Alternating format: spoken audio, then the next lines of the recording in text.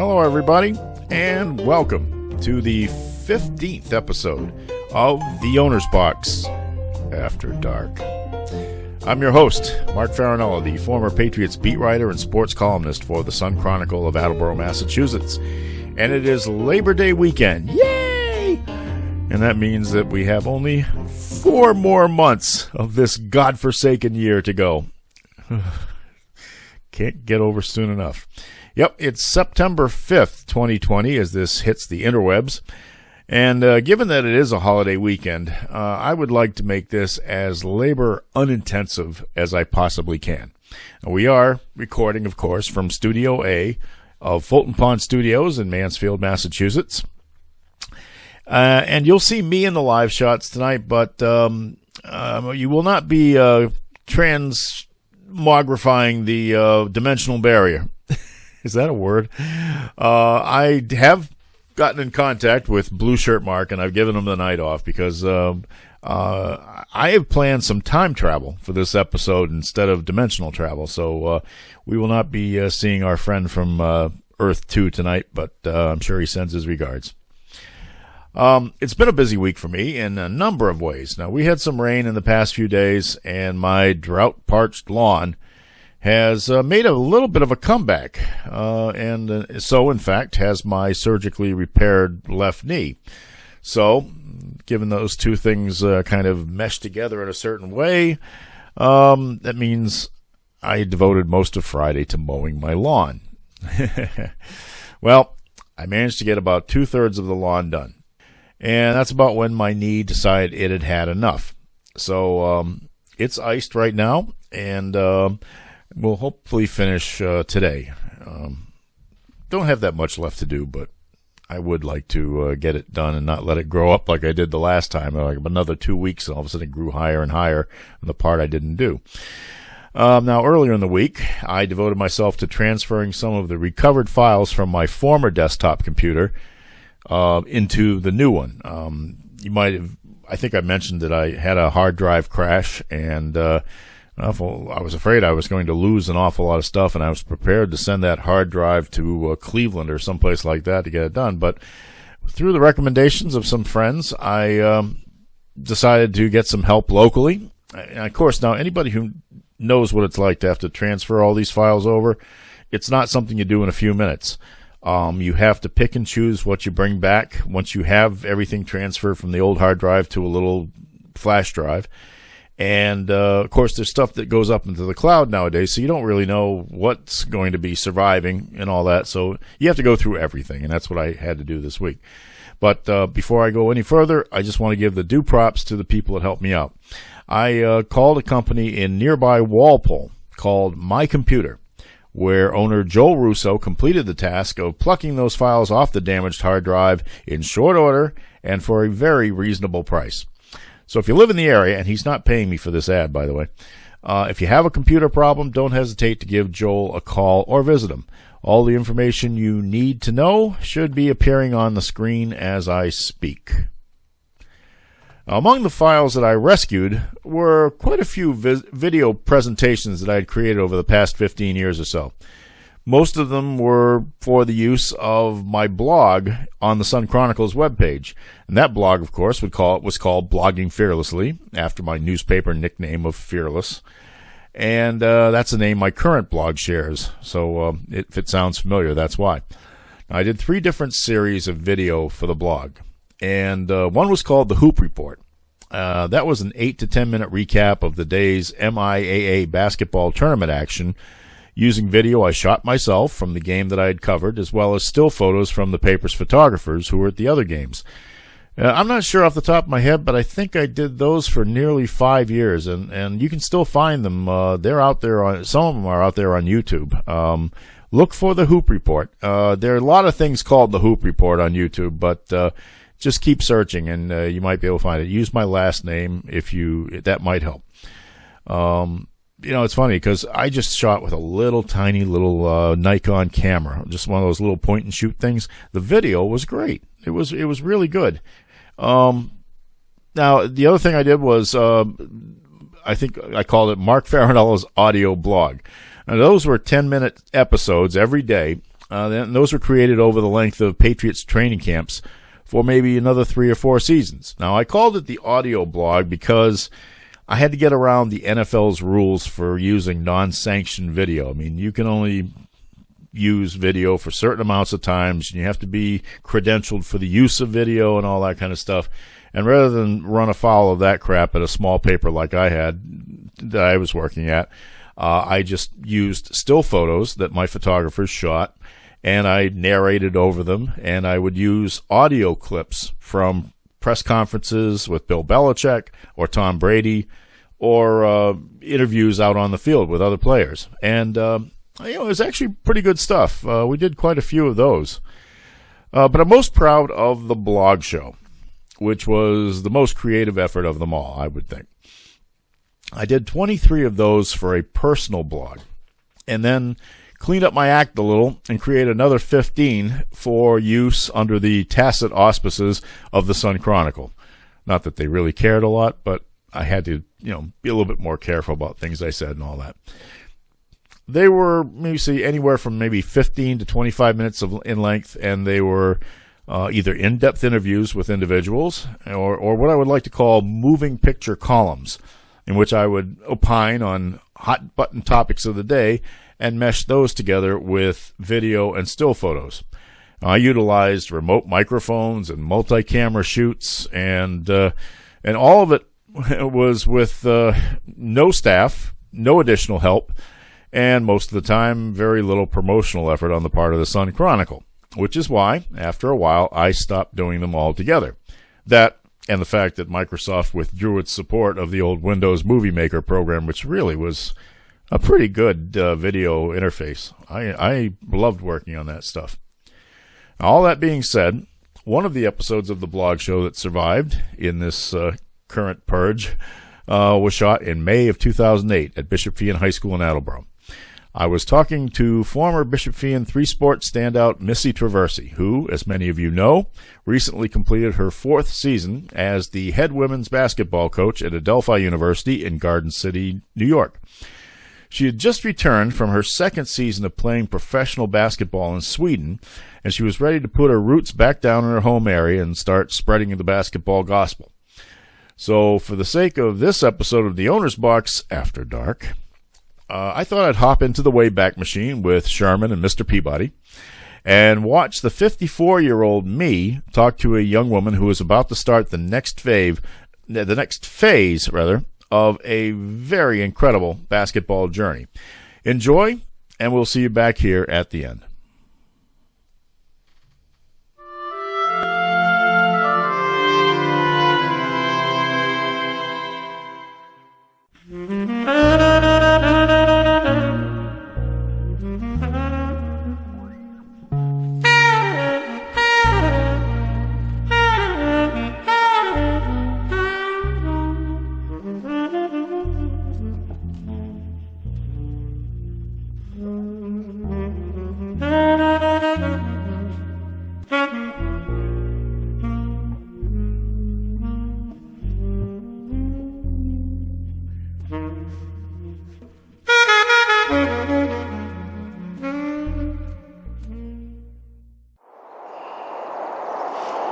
Everybody, and welcome to the blog show. I'm your host, Mark Farinella, Assistant Sports Editor of the Sun Chronicle. We're here at Bishop Feian High School in Attleboro on a beautiful spring day. So, what are my thoughts turning to? Well, of course, basketball.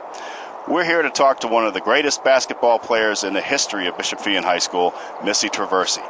We're going to talk to her about her career as a professional player in Sweden.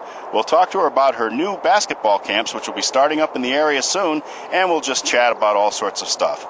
I hope you'll enjoy our conversation, which will start in just a few seconds. Welcome back to the blog show. I'm here at Bishop Feian High School with one of the school's greatest athletes, in my opinion, Missy Traversi. 1,000-point scorer for the basketball team, tennis player, swimmer. You did just about everything here. And she went on to play at the University of Maine, played some excellent basketball there, and got her team into the NCAA tournament, which is quite an accomplishment. and she's played 2 years professional basketball in Sweden. And now she's back in the area, and she's going to get involved in all sorts of basketball pursuits. But Missy, while I've got you here, let me ask you a question right off the bat. Give me a little bit of maybe an idea of what basketball in Sweden is like. A couple of the highlights of your most recent season. I understand you set a record over there in terms of a single game scoring. I understand you also broke your nose. Yes, the good news is, I set the 38-point record. I ended up hitting 7 threes in one game. That was the highest scoring game for me in my professional career, so that was a big deal. But unfortunately, in one of my last games, I broke my nose. Being the size that I am, I tend to get elbows in the face. So unfortunately, I broke my nose, and I continued playing, which I shouldn't have, because when you do break your nose, they're supposed to break it right back for you. And, I'm still going through the process. I'm going to have to get some surgery, but all is good. Well, I got to give you credit. It doesn't look like you broke it, but I'm sure that's not ever a fun thing to have to go through. Missy, could you give me an idea of what some of the bigger differences are between playing Division I college basketball here in the States and playing professionally overseas, especially in Sweden, where there's a language barrier and there's all sorts of different things? How different is it? It's very different. Besides the language barrier, like you said, the size of these athletes. Over there, they were much taller, especially in Scandinavian countries, much taller, much lankier, and stronger as well. But also, the game is much different. It's a faster-paced game over there. The shot clock is less than the U.S., and typically the games are high-scoring. Not much defense is played when compared to the United States college basketball. There's far more execution at the collegiate level compared to the overseas play. And you got a chance to do some coaching over there, too. I did. It was an amazing experience for me. I was able to be the assistant coach this year for my team, as well as their point guard. I strategized with the head coach. I put together the daily practice plans. I was mainly in charge of scouting reports from game to game, as well as putting together travel plans. Coaching plays into that, in a way, what you're going to be doing now over here, because you're getting involved in the camp scene. I mean, we have an awful lot of people who run very good camps around here. Yes. You're joining the crowd, and if you can give me an idea of what your camp is going to be all about, and a few details on that. Absolutely. I began my elite training program 2 years ago when I was fresh out of college, and I started off with private sessions locally and then moving to Boston. And gradually my business has grown, and I now do group sessions, team clinics, as well as summer camps. And last summer I had the opportunity to put on my very first summer camp, and it was a huge success, and we had a pretty big following, and I'm hoping this year we can have the same results. And I know that we have 4 weeks right now already planned. I have 2 weeks at Bishop Fan High School, 1 week with Attleboro YMCA, and 1 week with Seekonk YMCA. That's quite an undertaking to run a camp, isn't it? It is. It's a lot of responsibility, but, I'm my own boss. I make my own hours, and I'm a hard worker. So I think that eventually the success will come. What are some of the goals that you want to reach with the athletes who come to your camp? What kind of athletes should be coming to this camp? What do you want to address with them? Why should they choose your camp as opposed to any of the many good camps we have in the area? I want kids that are serious about the game of basketball. I want kids to be excited to take their game to the next level.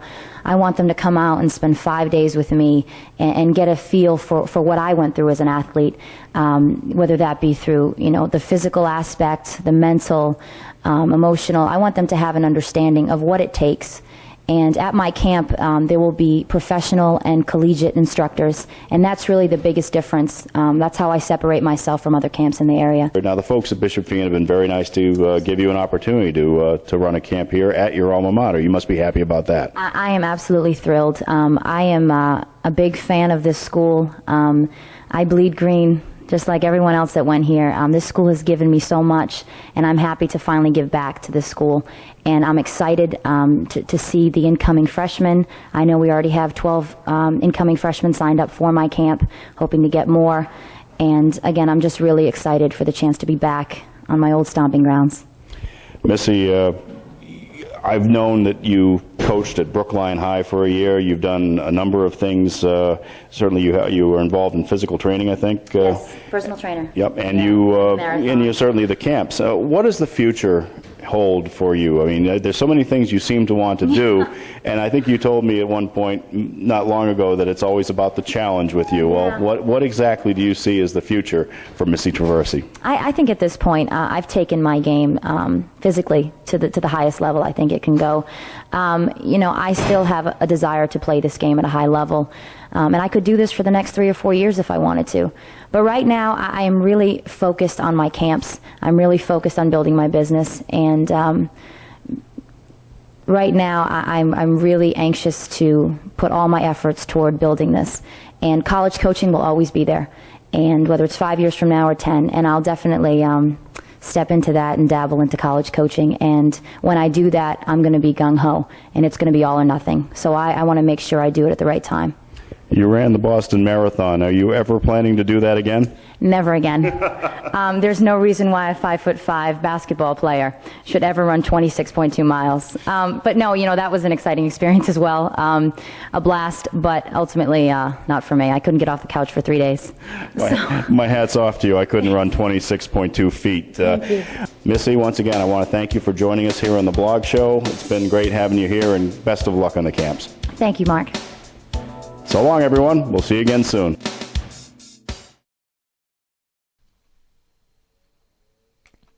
Hello again, and welcome back to the Owner's Box After Dark in 2020. Yeah, time's passed, huh?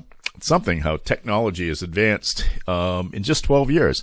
I can shoot in high definition now, and a different aspect ratio to the screen. Now it's a rectangle as opposed to a square.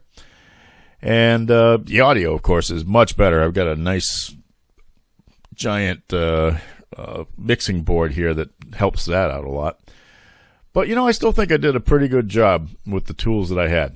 Now, speaking of somebody who did a pretty good job with the tools that she had, things have gone nowhere but up for Missy Traversi in the years that followed that interview. Now, just days after I recorded this, she was named the head girls basketball coach at Dover-Sherborne High School. And then not long after that, she took a job for a year at Harvard University as an assistant to the legendary Kathy Delaney Smith. And then she oversaw the revival of the Attleboro High School girls basketball program, all the while turning her basketball camps, which she was just starting at that time, into the MT Elite training and AAU empire that produced some of the area's best high school and college athletes. Now, Missy also coached at Wheelock College before taking the job at Adelphi, where she has been the Northeast 10 Conference's Coach of the Year once, and her Panthers of this past season had something like 27 wins or something like that. I can't quite remember exactly what it was. And they were all set to enter the NCAA Division II tournament as hosts for the regionals when the coronavirus crisis forced the cancellation of all NCAA tournament action, which was a huge disappointment, but still, job well done by Missy and by her athletes, including a couple from our area who you will definitely remember, Emily Michelli from Bishop Feion High School and Julia Strachan of Attleboro High School, and they were both huge contributors to that program. By the way, Missy has been a guest on the audio version of the Owner's Box, twice, in fact. Once in person from her Garden City office. It was fun setting up all the remote stuff at that point. And the second time was from her parents' home in Attleboro, where she was riding out the pandemic lockdown.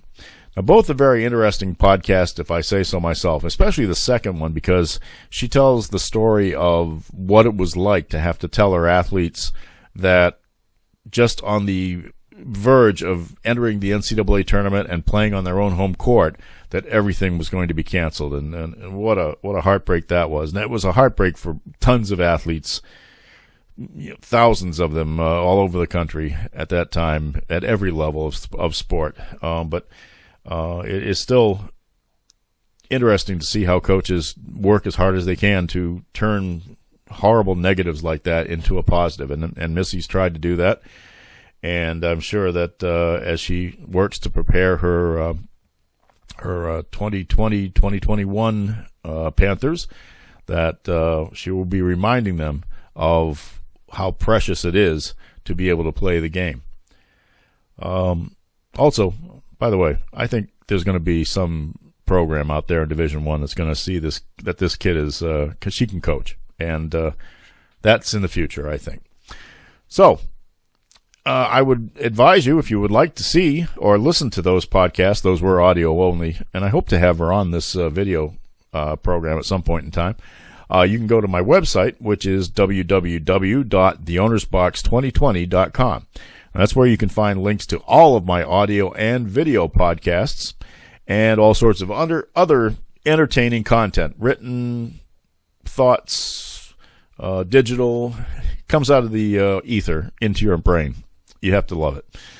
Now, if you like what you see, or if you don't like it and want to offer some constructive criticism, keep it clean, feel free to send me an email at theownersbox2020@gmail.com. Or you can send snail mail to me, and in the process, you can shoo some of the spiders and spider webs out of my mailbox. The address there is the Owner's Box, Post Office Box 272, Mansfield, Massachusetts, 02048. So, folks, that should do it for episode 15 of the Owner's Box After Dark. I should start to learn how to use the reverb on this thing and make that really just come right out of the screen and grab you by the throat. Please have a safe and very happy weekend. It's the last one of the summer, and sadly, I mean, we'd be preparing for high school football coverage now, but not this year. I got to wait till February for that. Oh boy, can't wait. Don't do anything silly over these next couple of days. Please wear your masks when you can't socially distance. Don't risk getting the virus and then passing it on to your loved ones, your children, your parents, your friends and neighbors. Just be smart. Let's keep those COVID numbers in check if at all possible. From the beautiful shores of Fulton Pond, I wish you happiness, joy, safety, and remind you, keep watching for another one of these. Oh, and we have some big news coming up shortly. We will start to have guests on this video podcast soon, I promise.